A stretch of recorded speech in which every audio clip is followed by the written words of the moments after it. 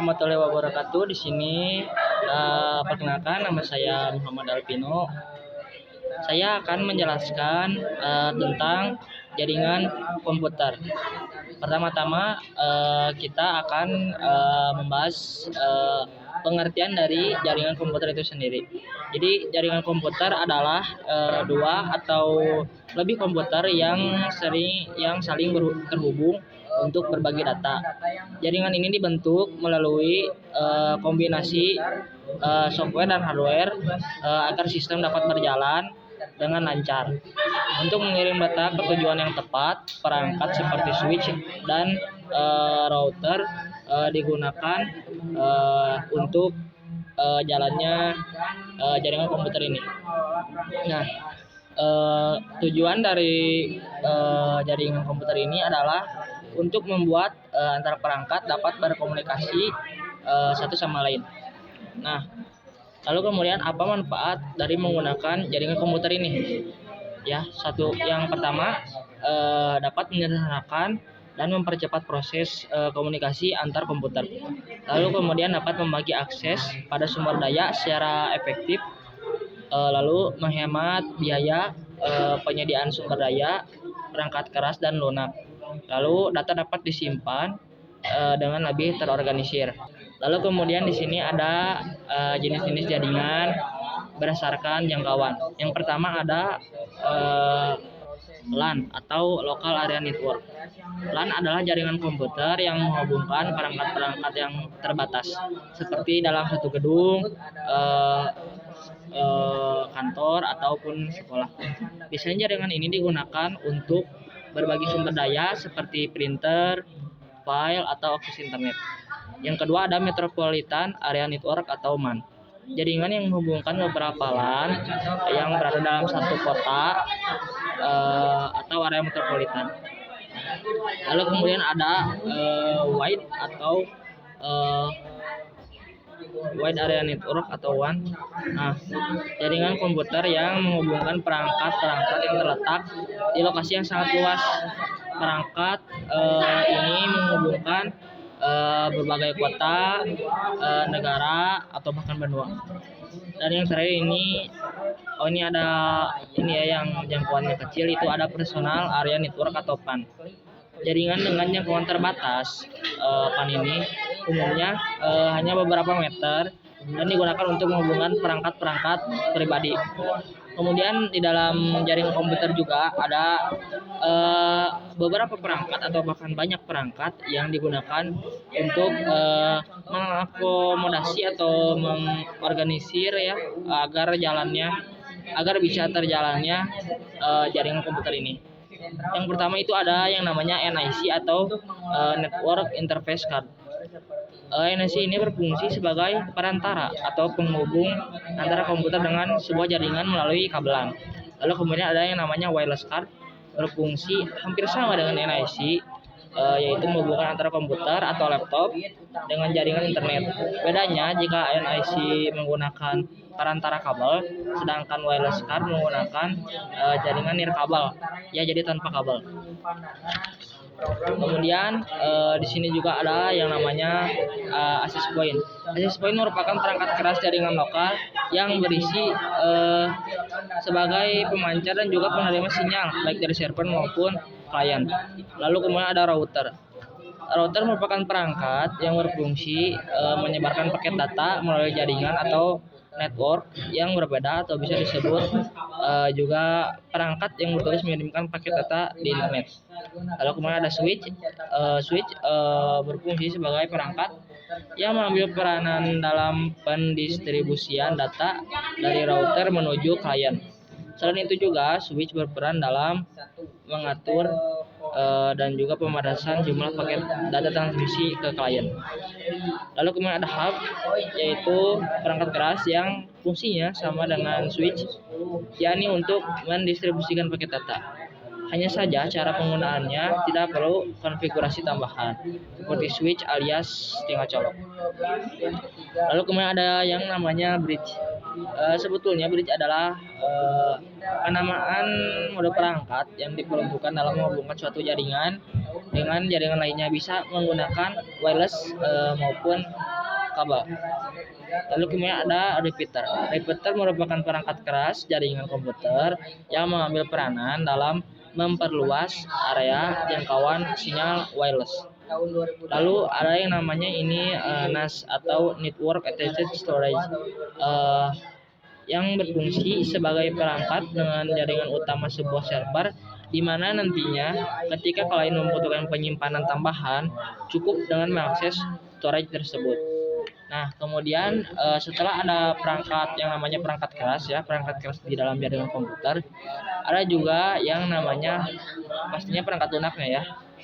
Nah, perangkat lunak ataupun software di dalam jaringan ini tentu saja ini jalannya berkesinambungan dengan hardware jaringan atau perangkat keras jaringan.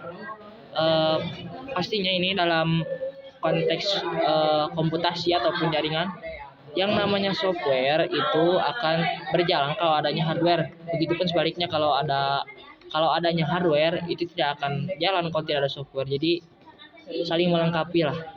Nah, di dalam perangkat lunak jaringan itu, yang pertama ada yang namanya IP scammer merupakan salah satu perangkat lunak jaringan komputer yang sangat sering digunakan oleh pengguna karena dapat diunduh dengan sangat cepat dan ditambah dengan penggunaannya yang sangat mudah. Lalu kemudian ada DUD, perangkat lunak jaringan komputer yang sangat direkomendasikan untuk digunakan karena penggunaannya itu cukup mudah dan fungsi-fungsi yang dimilikinya dinilai lebih maksimal. Lalu kemudian ada Microsoft Network Monitor. Ini digunakan sebagai alat untuk perangkat lunak untuk membantu kita menganalisa paket jaringan yang dapat menangkap, menganalisis, dan melihat lalu lintas jaringan. Lalu kemudian ada namanya Nmap, sebuah perangkat lunak yang telah dikembangkan oleh Gordon Ryan atau Fyodor Pskov, dapat digunakan untuk berbagai jenis sistem operasi seperti Mac OS, BSD, Amiga OS, Solaris, dan Linux. Yang kelima, tadi nggak disebut nomornya ya. Yang kemudian ada OpenNMS. Perangkat lunak ini sering digunakan untuk aplikasi klien yang sering dibuka menggunakan iPad. Lalu kemudian di sini ada jenis-jenis kabel dan konektor. Nah, di jenis-jenis kabel dan konektor ini ya banyak sekali ya jenis-jenis kabel, begitupun dengan konektor yang bisa kita gunakan untuk jaringan komputer ini. Yang pertama itu ada kabel koaksial ya. Nah, kabel koaksial ini biasanya digunakan untuk membangun jaringan dengan topologi bus dan topologi ring. Dalam penggunaannya, kabel koaksial menggunakan konektor BNC dan T-konektor apabila digunakan untuk membangun topologi bus. Lalu ada kabel jaringan twisted pair. Kabel ini memiliki bentuk berpasangan dan setiap pasangan saling berlilitan membentuk spiral. Biasa digunakan konektor yang bisa digunakan yaitu RJ45. Lalu kemudian ada kabel fiber optik yang menggunakan cahaya untuk mentransmisikan data, menawarkan kecepatan dan bandwidth yang sangat tinggi, cocok untuk jaringan jarak jauh. Konektor yang biasa digunakan yaitu SC, konektor SC, LC, dan ST. Lalu kemudian ada media transmisi, yaitu merupakan jalur fisik atau logis yang digunakan untuk mengirimkan data dari satu perangkat ke perangkat lain dengan jaringan. Di sini pun ada beberapa jenis media transmisi. Yang pertama ada guided media atau media transmisi berpemandu.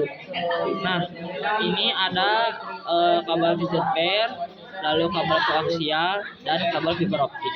Kemudian ada media transmisi nirkabel.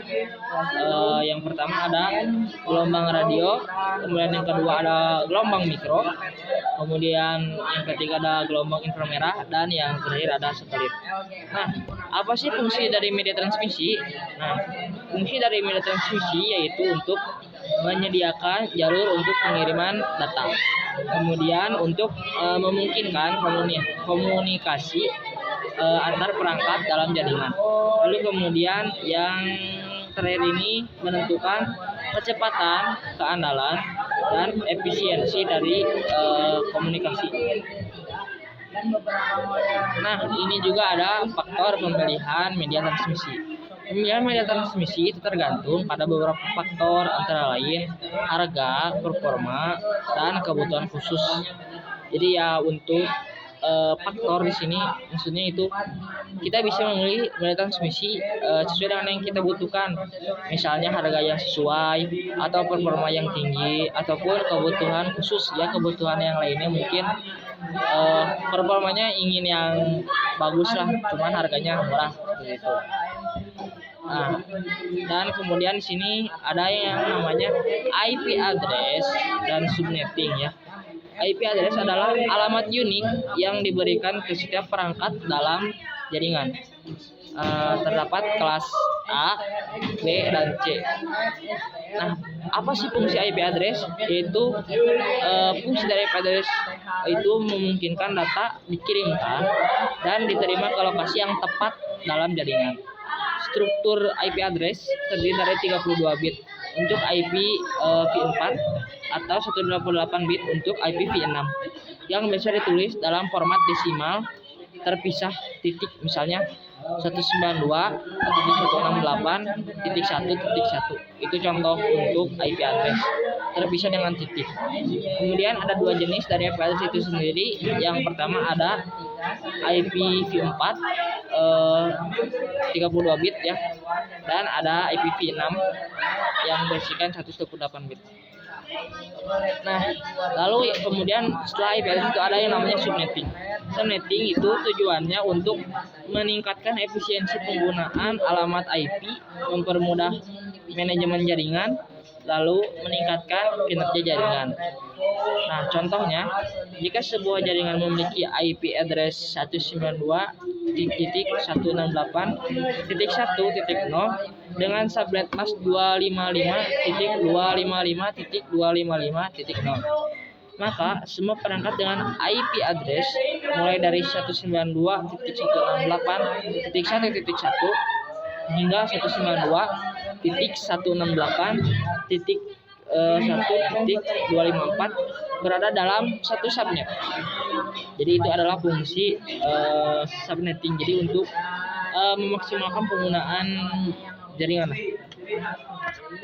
Nah, lalu kemudian di jaringan itu ada yang namanya topologi jaringan ya.